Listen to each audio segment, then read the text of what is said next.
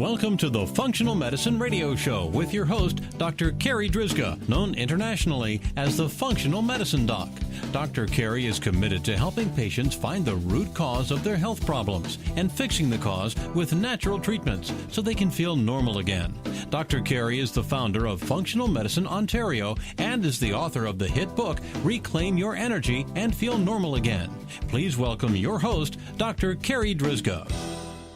Hello, everybody, and welcome to the Functional Medicine Radio Show, the only internet radio show dedicated to giving you real solutions for your health. And not only are they real solutions, but they're natural solutions as well, because as you know, the one and only true wealth you have is your health. I'm your host, Dr. Carri Drzyzga, the Functional Medicine Doc, and I'm committed to helping you find the root cause of your health problem, fix the cause with natural treatments so you can feel normal again and live your life to the fullest. Just a quick bit of housekeeping before I introduce today's special guest. I'm happy to announce that I'm working on my next book. The title is Reclaim Your Digestive Health and Feel Normal Again, Fixing the Root Cause of Your GI Distress with Natural Treatments. Now, this book should be ready later this year, so keep an eye out for it. Okay, that's it for our housekeeping, so let's get started. My special guest today is Amber Chalus. Let me tell you a little bit about her. Now, Amber is the founder and creator of the Liberated Woman. She is a free-spirited explorer, holistic health coach, yoga teacher, and podcast host. Her mission is to empower women to escape the ordinary, discover their bliss, and find freedom within. She believes that every woman deserves to feel connected to her body, radiate with confidence, and live the life of her dreams. Amber, thank you so much for being my special guest today on this episode of the Functional Medicine Radio Show. Thank you so much, Dr. Carri, for that wonderful introduction. I can't tell you how excited I am about chatting with you and your amazing listeners today. I'm so excited to have you on. Amber, you know that now more than ever, we are just becoming so busy, especially women. We're just becoming busier and busier and busier. So what kind of suggestions, what are some ways that we can help women reconnect with their inner sense of calm amidst all this chaos? Yes, that's a wonderful question. And this is exactly what I deal with most of the time with my clients and my yoga students. They come to me and when I hear the stories of their life, it is complete chaos. They're busier and the world has more expectations than ever before, right? So they want us to do more, be more, everything. We have to be everything to everyone.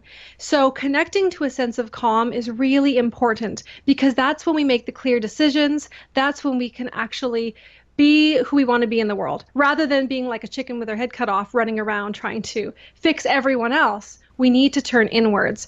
So this is why I like to recommend that women take time every single day. And the morning is always the best, obviously, time because it's before everybody starts bombarding you. But taking time to just get still.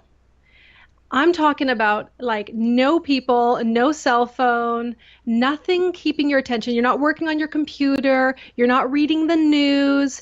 And it doesn't have to be a really formal situation where you're sitting to meditate in a spiritual way. I'm talking about just sitting with your cup of tea and looking out the window for 10 minutes or just taking a walk.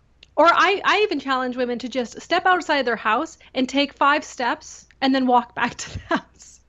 I want you to step away from all of the chaos so that you can connect with your body. And here's what's going to happen. When you get still, you're going to actually feel what's happening inside of yourself. So you can hear the voice within your body that's saying, hey, I could really use a break. Or, you know what, I don't feel comfortable saying yes to this, this, and this. You start to actually hear what's going on and you make better decisions. So taking time to be still, to meditate, if you have a meditation practice, to me, that's just being present in the moment, maybe listening to your breathing or watching a candle. That anything to bring you here into this moment, not worried about the past or the future, makes a huge difference. And the third way I love to do this is journaling. when you journal and you just kind of write your thoughts, not what I have to do or not what you did do, just free writing what's coming out of you, it's very calming because you're not so bombarded by the thoughts that are going through your mind. You have clarity. You can see, oh, that's really interesting, or wow, I didn't know I felt that way. And getting calm and still and listening to that voice is going to change your life in the long term because you're not moving in the wrong direction when you step forward. So it sounds simple enough, 5 to 10 minutes Yeah. to just regroup, to calm and focus your mind, to be present, as you said. Mm. Seems simple enough, but how do women actually start to implement that? Because even, you know, Amber, even 5 minutes is a stretch for a lot of women. It is. It's wild. And I have a lot of compassion for women and the busyness that they have in their lives. But I also know that we often look to other women who are really successful or they seem to have it all together or they seem really calm and we think like how can they do it? And here's the thing, it's a lot of it has to do with priorities.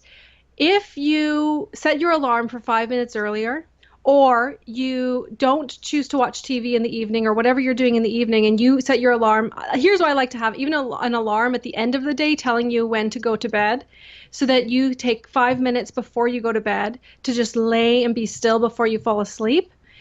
It's it's kind of like a ripple effect. The reason you choose not to do it is because you're so busy, but if you did it, you would have more time for other things. You would feel more present in the other things that you do. So I would definitely either do it 5 minutes in the very first thing in the morning or 5 minutes at the end of the day. But if you still don't have that time, take a moment when you're sitting in your vehicle, close your eyes and take 3 breaths. Really simple. Or when you go to the bathroom, I find this really interesting. Like if you're in a place and you're really stressed out about what's going on at work, just go and step away. Everyone has the opportunity to go to the bathroom. We have to, it's a human need. But when you're in there, stand, close your eyes, put your hand on your heart, put your hand on your belly, take 3 breaths. That's it. I want you to check in, to tune in, to get still, even if it's in those little tiny moments. Don't feel like if you didn't take 10 minutes that you failed.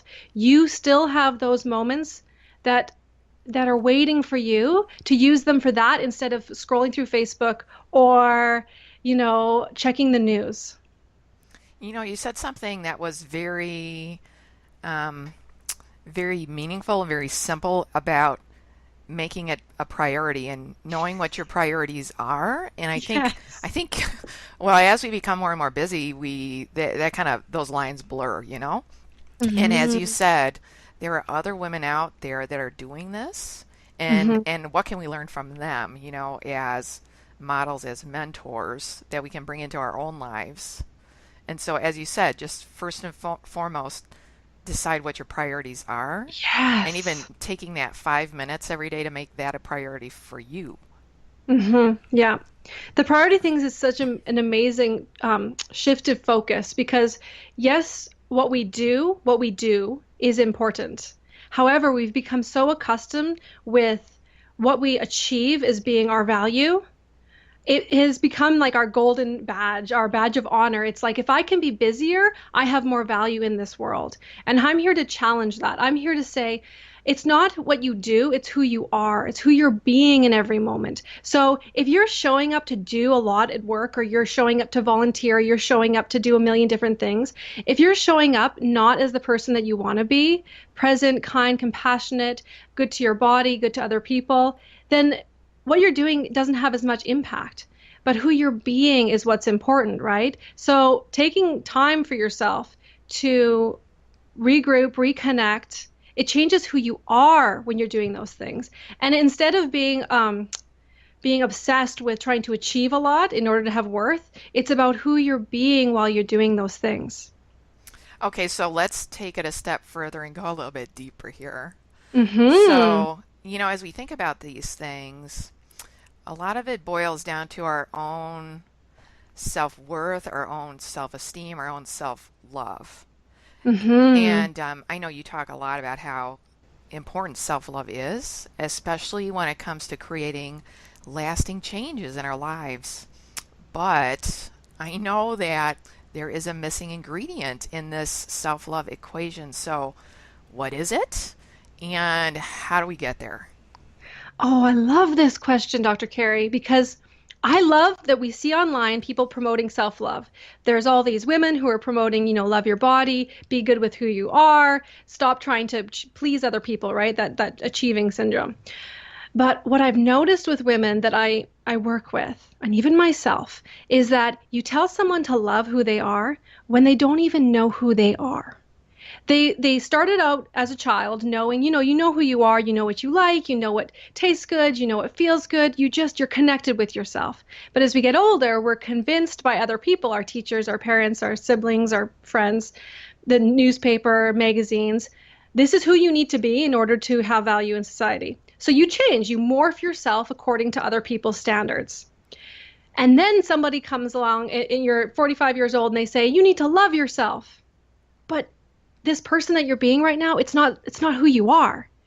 What I want to remind you is that it's okay not to love yourself right now in this moment. You might not be at that place, but to step back and start to discover who you are. So for me, the missing ingredient really is self-discovery. Figuring out who you are, like what makes you tick? What is important to you? Not what's important to other people that you've been kind of fulfilling over a period of time because you thought that was the right thing. I'm talking about the truth for you. So this is where like the journaling, or when I practice yoga, this is the same thing. You're moving your body and you're noticing, does this feel good? Does this feel good? You start to question the things that you've already been doing. Is this the right thing for me? And when you start to listen to yourself and discover who you are, and you kind of peel back the layers of what other people have convinced you that you need to be, then you can be like, okay, I can love myself. I can love my shadows. I can love my mistakes. I can love the things that I've achieved, because they have meaning to me.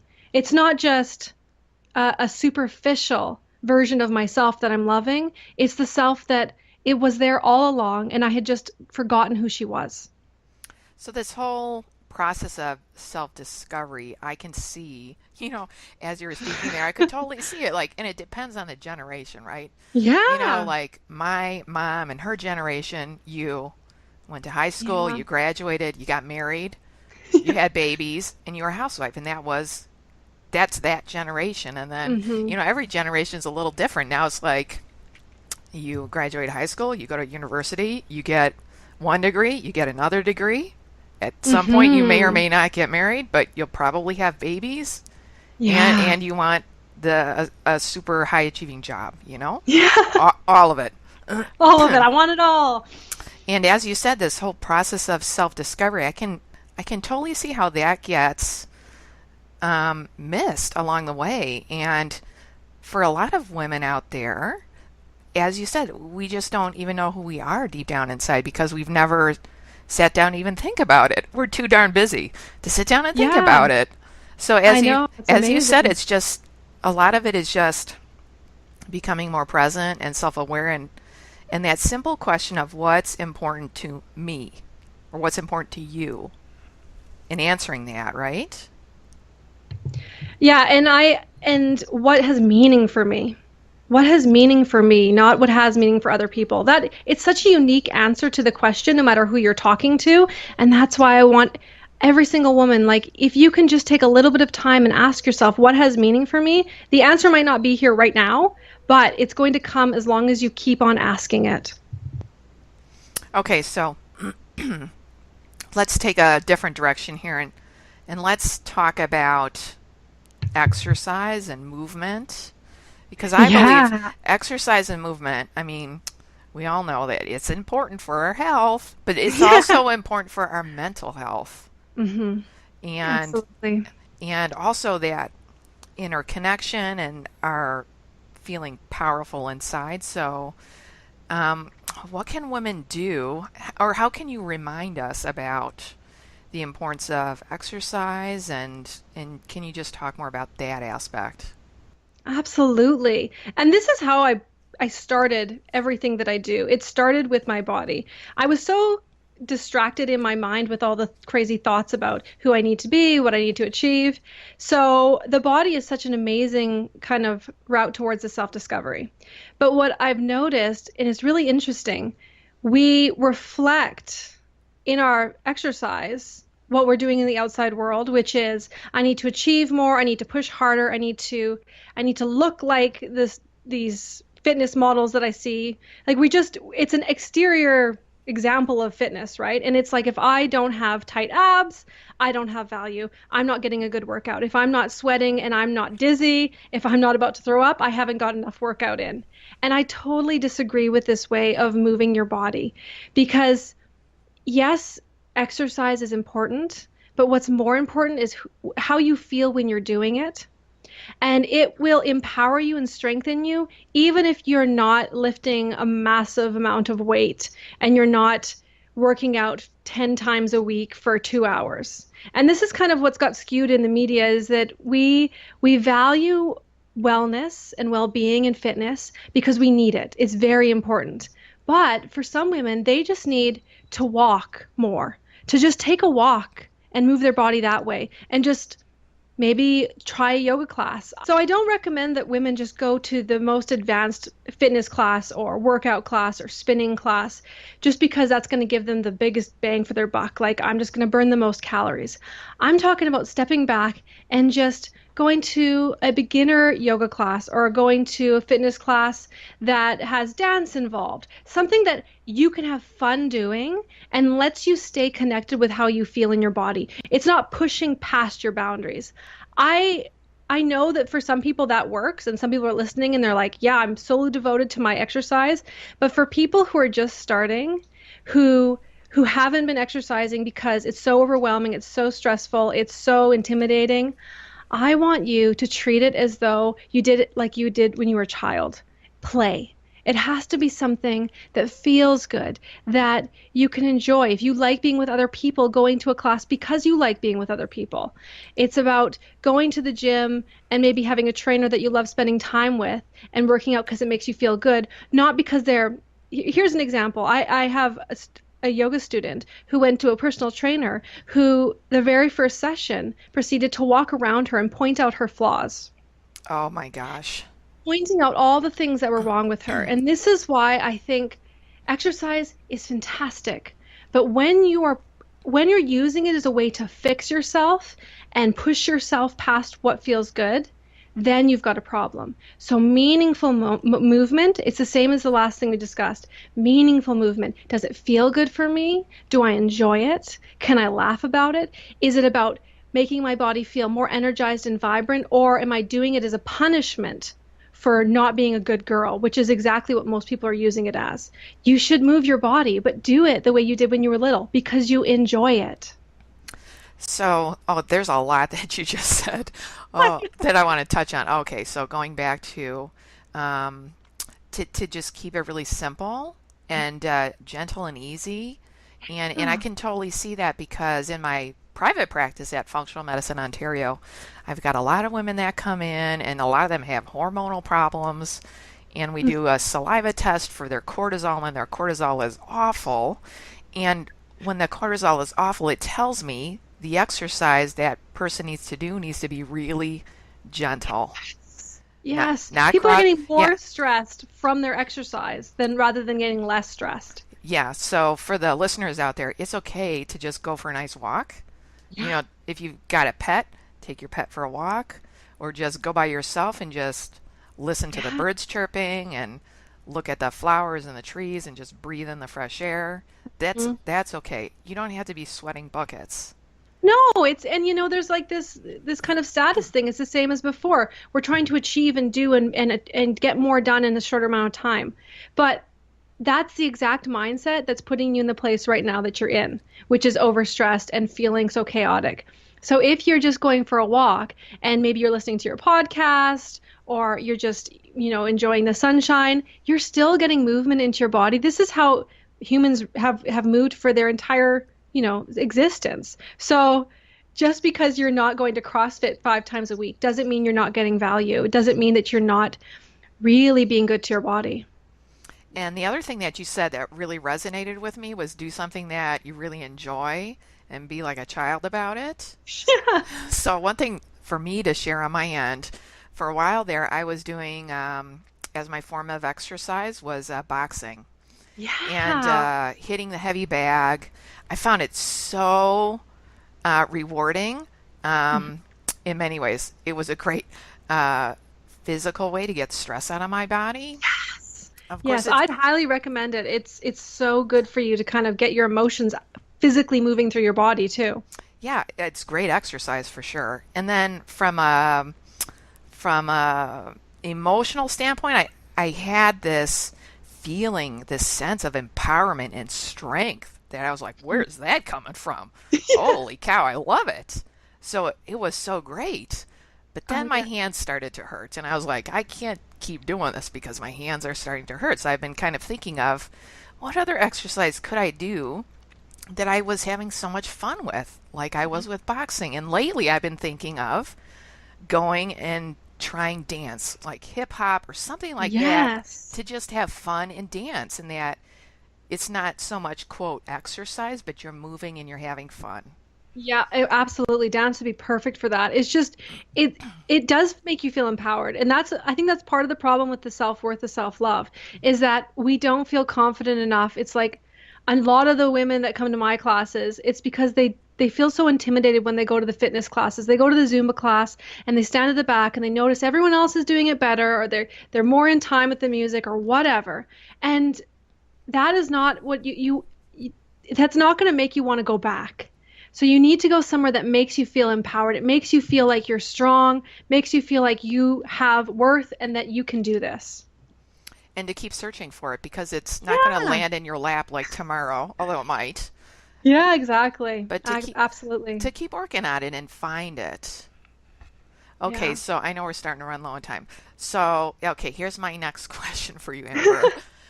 Okay, so we've been talking about how women are so stressed, and if there's any men on this call, like we're not intentionally forgetting No, about you. A lot of this does apply to men too, absolutely.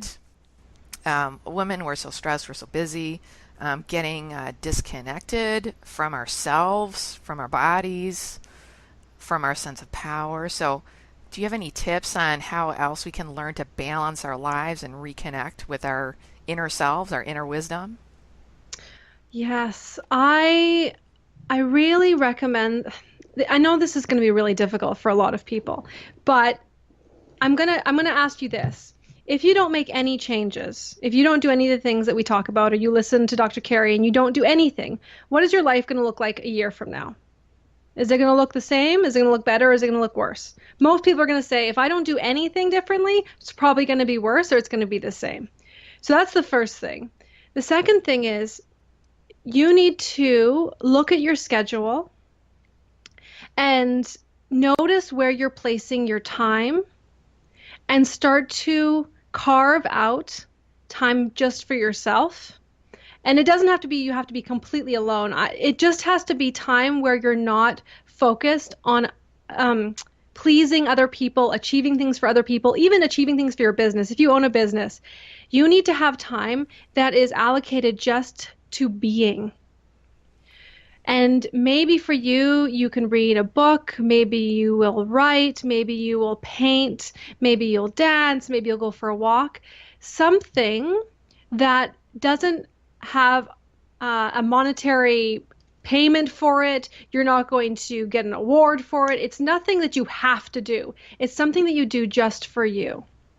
And when you carve out that time, that's when you're going to figure out, do I enjoy doing this? Do I enjoy doing this? Do I enjoy these types of people or these types of people? Where do I want to be? What do I want to do?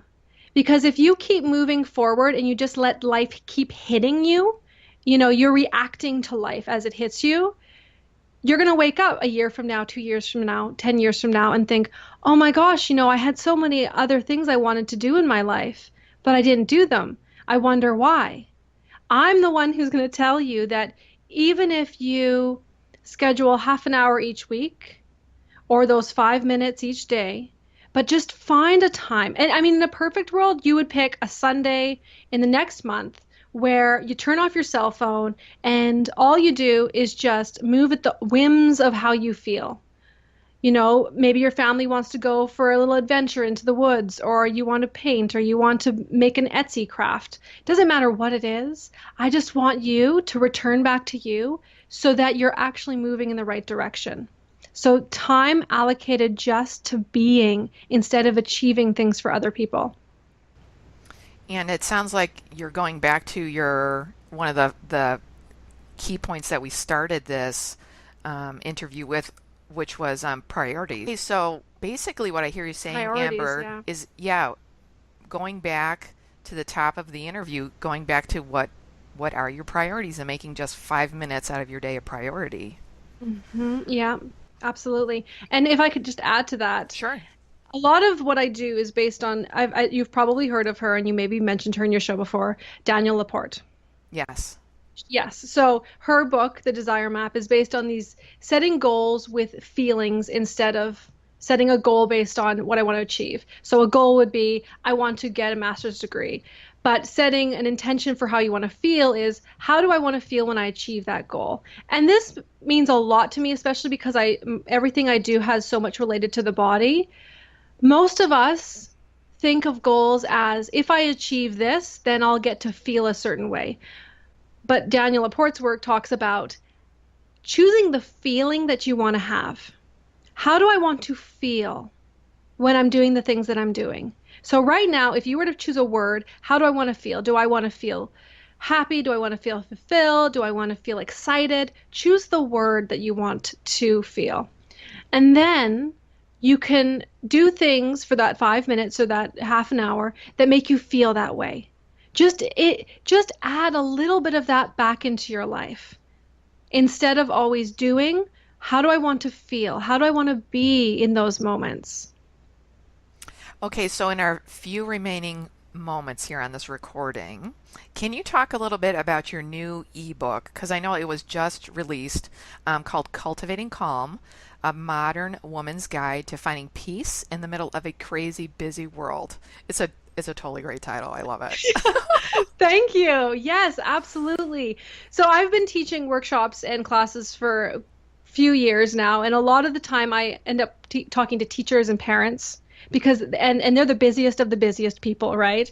And what I noticed is that a lot of people aren't taught the strategies they need to feel calm, to feel relaxed. They'll say to me, I want to feel relaxed, I want to feel calm, I want to feel fulfilled, no matter what's happening around me. I want to be able to be in control of how I'm feeling, no matter what crazy stuff happens. And this is, everyone wants this to a certain degree.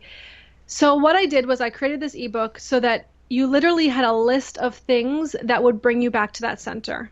So it's 21 beautiful rituals and practices that you can use, and you can just flip to a page, you can randomly choose a page, you can read through the whole thing, but it's bringing you back to that place, that center. It's reminding you, okay, how can I just be rather than what can I do? It's not about achieving a goal. It's about being in the moment. And for me, calm is really important because the world convinces us that chaos is king. The more confusion that you have, the more busyness that you have, the more distractions that you have, that's achievement. But for me, what you really want is to feel calm and relaxed. It's to feel clear and clarity when you're thinking about your goals and your intentions. It's about being present with the people that you love. So cultivating calm is bringing that space back into your life so that you can be the woman you want to be, or that person that you want to be, when you're doing the things that you have to do. So Amber, where can our listeners find Cultivating Calm, your book, and how can they learn more about you? I know you have a podcast, and so if you can talk about that a little bit and mention your website and whatnot. Absolutely. So I have my own podcast called The Liberated Woman, which is just an interview show that I do, chatting with amazing, incredible women who are living a life of freedom, including Dr. Carri is going to be on the show. So you guys can listen into that. It's amazing. And to find that, just search The Liberated Woman on iTunes. And you can also access it and everything about me at my website, amberchalus.com, which is also the place where you can access the book and the free mini course that comes with it. And I am on all the social medias, as most people are nowadays. I love Instagram. I'm on Facebook. Just search my name, Amber Chalus, and I would love to connect with you. You can email me, you can tweet at me. I would love to hear back from all of you. So I'll make sure that all those links are in the podcast notes so that you listeners can easily find Amber and her book. Amber, thank you so much for being my special guest today. This has just been another awesome interview. Thank you so much, Dr. Carri. I really enjoyed it. Every single minute. You have beautiful spirit, and I appreciate each and every one of your listeners. Thank you, everybody. All right, that wraps up this very special episode of the Functional Medicine Radio Show with Amber Chalus. And I want to thank you, our listeners, for tuning in today. And I'd like to invite you back next week for another episode of the Functional Medicine Radio Show. As always, I'm your host, Dr. Carri Drzyzga, the Functional Medicine Doc. Have a great week, everyone. You've been listening to the Functional Medicine Radio Show with your host, Dr. Carri Drzyzga, known internationally as the Functional Medicine Doc. Dr. Carri is committed to helping patients find the root cause of their health problems and fixing the cause with natural treatments so they can feel normal again. Dr. Carri is the founder of Functional Medicine Ontario and is the author of the hit book, Reclaim Your Energy and Feel Normal Again. Please tell your friends about the Functional Medicine Radio Show, and we'll see you next week with more from Dr. Carri.